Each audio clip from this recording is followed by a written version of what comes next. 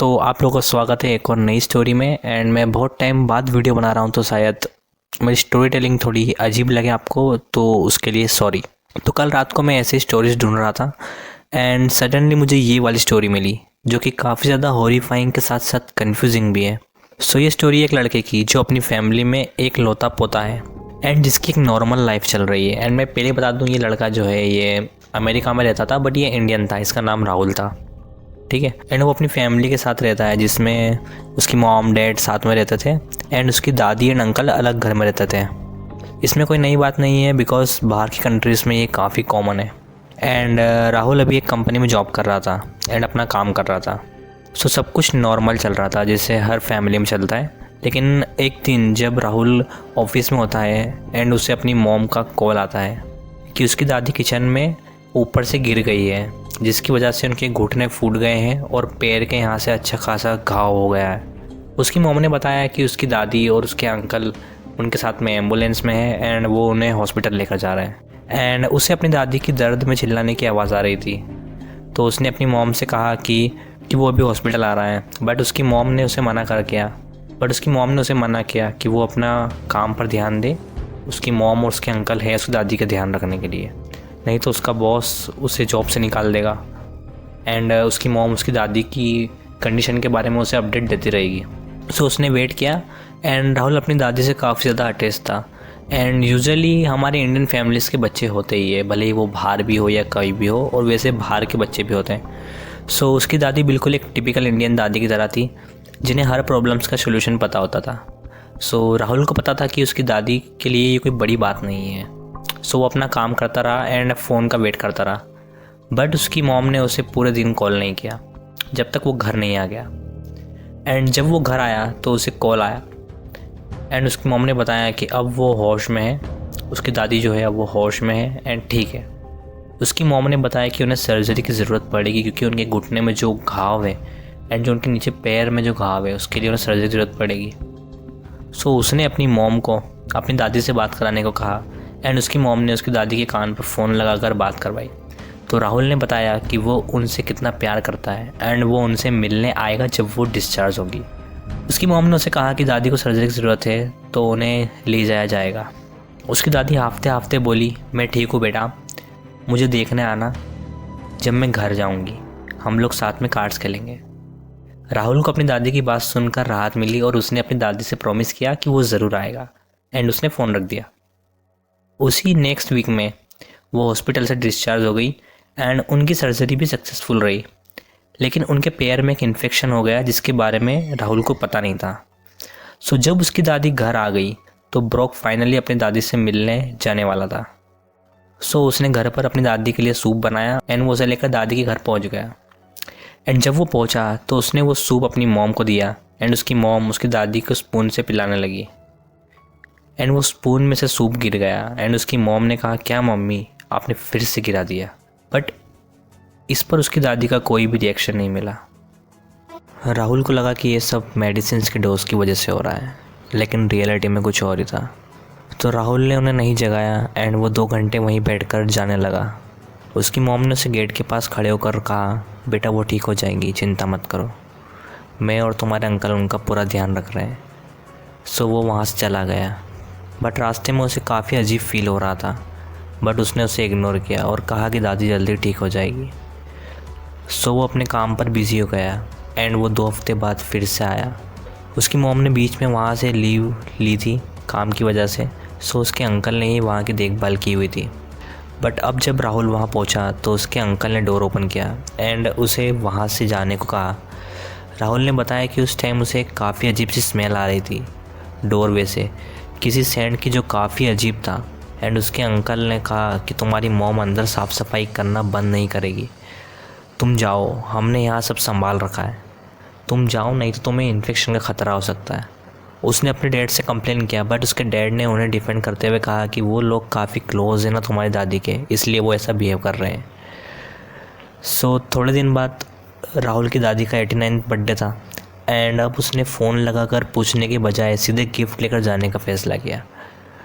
सो उसने गिफ्ट्स खरीदे एंड वो दोपहर में वहाँ पहुँच गया। उसने देखा कि घर के सारे गेट्स एंड खिड़की बंद थी, जो कि वियर्ड था, क्योंकि उसकी दादी को अभी धूप और एयर की ज़रूरत थी, तो वो खुली होनी चाहिए थी। सो उसने 2 बार नॉक किया बट कोई नहीं आया। उसने अगेन नॉक किया बट कोई नहीं आया, तो उसने दरवाज़ा खोलने की कोशिश की बट वो लॉक था। वो रुककर सोचने लगा कि शायद कोई घर पर नहीं है और वो सभी दादी का चेक कराने के लिए गए हैं, बट उनकी कार्स वहीं थी। तो उसने एक बार और नॉक किया ज़ोर से और अब दरवाज़ा खुला। उसे अंदर से बहुत गंदी स्मेल आई एंड उसकी मॉम ने कहा कि उसकी दादी का इन्फेक्शन बढ़ गया है। सो राहुल पैनिक होकर एम्बुलेंस को कॉल लगाने लगा, बट उसकी मॉम ने मना कर दिया कि हमने सब संभाल रखा है बेटा। वो घर के अंदर आया एंड स्मेल बहुत ही ज़्यादा गंदी थी, इतनी कि वो सांस नहीं ले पा रहा था। उसने अपनी मॉम से कहा कि वो खिड़कियाँ क्यों नहीं खोल देते। उसकी मॉम ने कुछ रिप्लाई नहीं किया। राहुल स्मेल की वजह से अंदर नहीं जाना चाहता था, बट वो अपनी दादी से मिलने को कहने लगा। तभी उसके अंकल नीचे आए और वो उसे खुशी खुशी मिले, उससे बातचीत की एंड वो सभी ऊपर गए दादी से मिलने। जब वो रूम के बाहर पहुंचा तो उसके अंकल ने कहा, मम्मी आपसे मिलने कोई आया है। वो अपनी दादी के बेडरूम की तरफ जाने लगा एंड वो रूम में एंटर हुआ। उसके अंकल उसकी दादी के आगे खड़े थे एंड वो उसकी दादी से कह रहे थे, मॉम आपको राहुल को देखकर खुशी हुई ना। बट उसकी दादी का कोई रिस्पॉन्स नहीं आया एंड जैसे ही उसके अंकल बीच में से हटे, राहुल ने वो देखा जो उसने सपने में भी नहीं सोचा था। वो सीन इतना हॉरिफाइंग था कि शायद हम उसे शब्दों में नहीं बता सकते।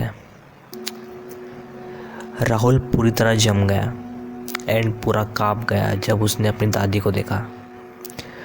उसने देखा कि उसकी दादी की बेजान आँखें दीवार की तरफ है एंड उनकी आंखों की पलकें पूरी तरह उखड़ चुकी है। उनकी जॉ पूरी खुली हुई लटक रही है एंड उनके लिप्स कटे हुए हैं। उनकी पूरी बॉडी ब्लैक हो रही है एंड उनके पैरों में से पस निकल रहा है। राहुल को कुछ समझ नहीं आ रहा था। उसे पता चल चुका था कि उसकी दादी को ये दुनिया छोड़े काफ़ी टाइम हो चुका है एंड वो काफ़ी डर चुका था ये सब देखकर। उसने दीवार के पास उल्टी कर दी। वो वहाँ से खड़ा हुआ और बाहर निकलने लगा। उसके अंकल और उसकी मॉम उसे रोकने की कोशिश करने लगे, पर वो वहाँ से सीधा भागा। उसकी मॉम पीछे से चिल्लाई, पर वो सीधे घर से बाहर निकल गया। अपनी कार में बैठकर वहाँ से निकल गया। तभी उसने अपनी मॉम को गेट पर गुस्से में खड़ा देखा एंड उन्होंने उसके ऊपर एक पत्थर फेंक कर मारा, जिससे उसकी कार की विंडशील्ड टूट गई। वो वहाँ से सीधा भागा एंड उसने अपने डैड को कॉल किया एंड सब कुछ बताया। उसके डैड काफ़ी हैरान हो गए एंड वो सीधा उसकी दादी के घर पहुँच गए। वो वहाँ पर रुके, अंदर गए एंड कुछ देर बाद बाहर आकर राहुल को फ़ोन लगाया। उन्होंने कहा कि उसकी दादी बिल्कुल फिट है एंड सबसे बातें कर रही है एंड वो राहुल को घर पर बुला रही है, बट राहुल मना कर देता है। पर उसके डैड उसे आने को कह रहे थे, लेकिन वो मना कर रहा था।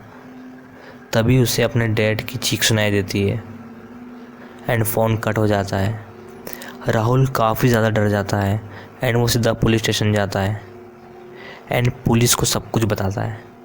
राहुल की बातों को सुनकर वो सभी राहुल की दादी के घर जाते हैं एंड जब वो वहाँ पहुँचकर घर में जाते हैं तो उन्हें पूरे घर में खून दिखाई देता है एंड वो लोग जब अंदर उसकी दादी के रूम में पहुँचते हैं तो उन्हें उस बेड पर राहुल के डैड की बॉडी मिलती है, वो भी उसी कंडीशन में जिस कंडीशन में उसकी दादी थी।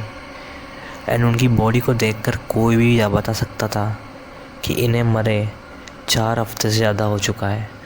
लेकिन सबसे चौंकाने वाली बात तो यही थी कि वो शाम को ही गायब हुए।